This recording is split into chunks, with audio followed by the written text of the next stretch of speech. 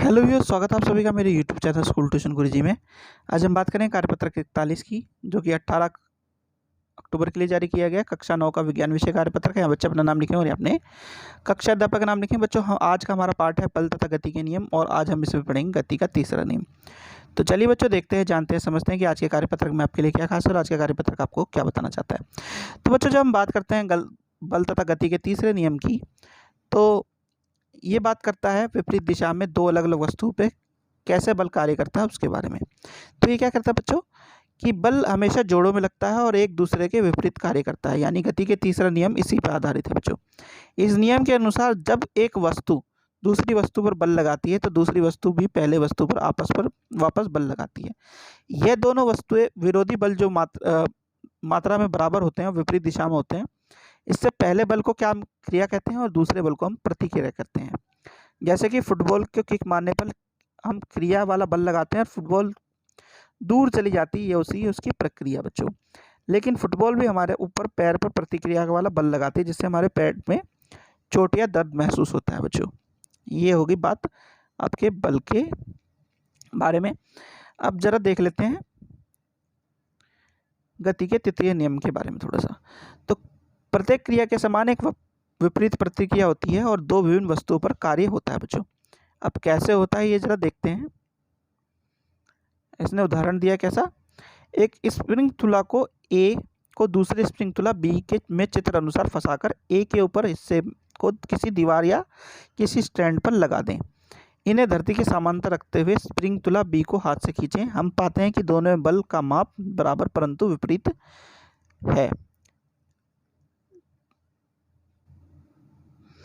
तो बच्चों, मेन बात क्या बताना चाहता है भैया कि दोनों में बल तो बराबर होगा, लेकिन दोनों में विपरीत दिशा में बल लगेगा बच्चों।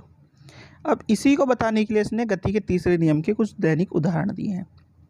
क्या उदाहरण दिए हैं? खेल में टकराने पर चोटिल हो जाना, यानी एक दूसरे पर टक्कर लगती है तो हमारे दोनों एक दूसरे पर हम बल लगाते हैं और उस केस में हमें चोट लगती है बच्चों। पथ पर चलना, तो पथ पर चलने के लिए हम नीचे की तरफ जोर लगाते हैं और ऊपर की तरफ हमारा प्रतिक्रिया होती है, तब हम चलते हैं बच्चों। फिर बंदूक से गोली छोड़ने का पर बंदूक का प्रतिरक्षण, यानी कि पीछे की तरफ जो झटका लगता है हमें उसके बारे में कह रहा है बच्चों। फिर रॉकेट का ऊपर उठना, रॉकेट नीचे की तरफ धक्का मारता है तो ये ऊपर उठता है बच्चों, ठीक है।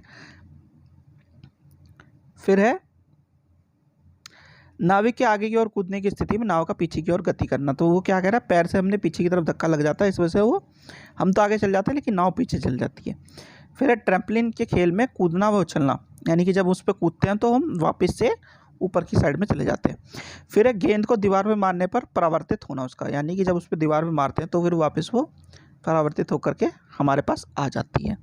ये कुछ दैनिक जीवन के उदाहरण है बच्चों। अब जरा प्रश्न उत्तर कर लेते हैं। पहला प्रश्न है, गति का तीसरा नियम लिखिए। तो गति का तीसरा नियम क्या है बच्चों? इस नियम के अनुसार जब एक वस्तु दूसरी वस्तु पर बल लगाती है और दूसरी वस्तु पर पहली वस्तु पर वापस बल लगाती है, दोनों विरोधी बल की मात्रा बराबर हो एवं विपरीत दिशा में होती है, तो पहले बल को हम क्रिया और दूसरे बल को प्रतिक्रिया कहते हैं। ये आपका गति का तीसरा नियम बच्चों, यह आपका आंसर बने है। चलिए अगला क्वेश्चन देखते हैं बच्चों। फिर है, यदि कागज हमारे द्वारा पेन पर लगाए गए बल का विरोध नहीं करता तो क्या हम कभी लिख पाते? तो हम नहीं लिख पाते। इसका कारण है बच्चों, क्योंकि अगर कोई बल जय क्रिया नहीं होती तो प्रतिक्रिया भी नहीं होती है। गति के तीसरे नियम के अनुसार ऐसा नहीं हो पाता बच्चों। फिर है प्रश्न नंबर 3, एक सैनिक राइफल को से गोली दागने से पहले राइफल को कंधे से क्यों सटा लेता है? तो ऐसा इसलिए करता है वो, जो प्रतिक्रिया होती है, यानी गति के तीसरे नियम के अनुसार जो प्रतिक्रिया हो रही है उसे रोकने के लिए, ताकि वो निशाना सही तरीके से लगा सके और वो कंधा उसे रोक सके, उस क्रिया को रोक सके बच्चों। फिर है प्रश्न नंबर 4, दैनिक जीवन में गति के तीसरे नियम के कोई 3 प्रयोग लिखिए। तो यहाँ बच्चों आपको बहुत सारे प्रयोग दिए हुए हैं या उदाहरण दिए हुए हैं, यह आपका आंसर है। इसमें से कोई भी आप 3 लिख सकते हैं बच्चों। चलिए अगला देखते हैं। फिर है, गति के तीसरे नियम की मदद से हमारे चलने की प्रक्रिया को समझिए। तो इसमें समझना सिर्फ आसान इतना है बच्चों कि जब हम क्रिया के तौर पे बल को लगाते हैं, यानी फर्श के नीचे की तरफ पीछे धकेलते हैं अपने पैर को, तो प्रक्रिया क्या होती है कि ऊपर की ओर आगे की ओर हम चलना शुरू कर देते हैं। इसी को हम क्या कहते हैं, पथ पर चलना कहते हैं। इसमें आपको ये डायग्राम बनाना है बच्चों, इससे आपको आसानी से समझ में आ जाएगी, आपका आंसर है। तो बच्चों ये हो गया आपका कार्यपत्र कंप्लीट और वीडियो भी। आशा करता हूँ आपको वीडियो अच्छी लगी होगी। Thank you.